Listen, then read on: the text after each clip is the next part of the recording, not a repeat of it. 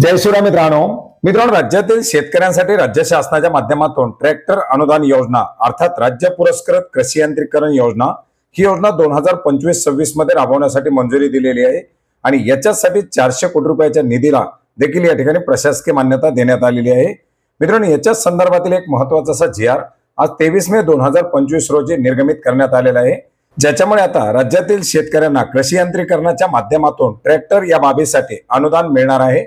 मित्रांनो, केंद्र शासनाच्या माध्यमातून कृषी यांत्रिकीकरण ही योजना राबवली जाते, परंतु या योजनेच्या अंतर्गत ट्रॅक्टर वगळता इतर सर्व अवजारासाठी अनुदान दिले जातं, त्याच्यासाठीचे लक्ष्यांक दिले जातात।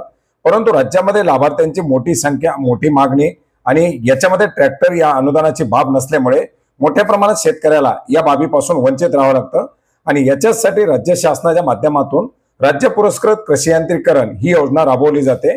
मित्रांनो, याच योजनेकरता 2025-26 करता 400 कोटी रुपयाचा निधी अर्थसंकल्पित करण्यात आलेला आहे आणि या 400 कोटी रुपयाच्या निधीच्या माध्यमातून आता राज्यामध्ये राज्य पुरस्कृत कृषी यांत्रिकीकरण ही योजना राबवली जाणार आहे।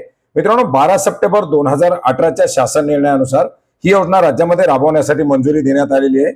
अटी शर्ती या 12 सप्टेंबर 2018च्या जी.आर. नुसारच असतील, ज्याच्याबद्दल आपण यापूर्वीच सविस्तर अशी माहिती घेतलेली आहे आणि याच योजनेच्या अंतर्गत आता लाभार्थ्यांना, ज्याच्यामध्ये अनुसूचित जाती, अनुसूचित जमाती, महिला लाभार्थी, सर्व प्रवर्गातील अल्प आणि अत्यल्प भूधारक शेतकरी यांना किमतीच्या 50% किंवा 1.25 लाख यापैकी जे कमी असेल ते अनुदान दिले जाणार आहे।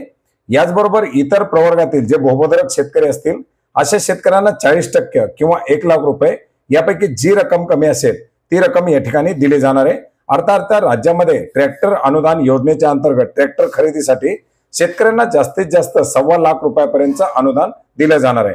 मित्रांनो, केंद्र शासनाच्या माध्यमातून ट्रॅक्टरसाठी 5 लाख रुपयापर्यंत अनुदान देण्यासाठी मंजुरी देण्यात आलेली आहे, परंतु केंद्र शासनाच्या अंतर्गत कुठलीही योजना राबवली जात नसल्यामुळे राज्य शासनाच्या माध्यमातून या 1.25 लाख रुपयाच्या अनुदानाच्या माध्यमातूनच आता ही राज्य पुरस्कृत कृषी यांत्रिकीकरण ही योजना राबवली जाणार आहे।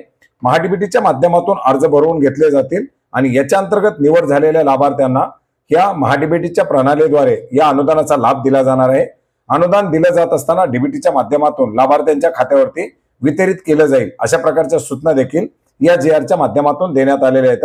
आणि मित्रांनो, अशा प्रकारे आता राज्यामध्ये ट्रॅक्टर अनुदान योजनेकरता ही कृषी यांत्रिकीकरण, राज्य पुरस्कृत कृषी यांत्रिकीकरण ही योजना राबवायला मंजुरी दिलेली आहे। मित्रांनो, हा महत्त्वपूर्ण असा जी.आर. आपण maharashtra.gov.in या संकेतस्थळावरती पाहू शकता। याची लिंक आपल्याला व्हिडिओच्या डिस्क्रिप्शन बॉक्समध्ये सुद्धा मिळेल। धन्यवाद।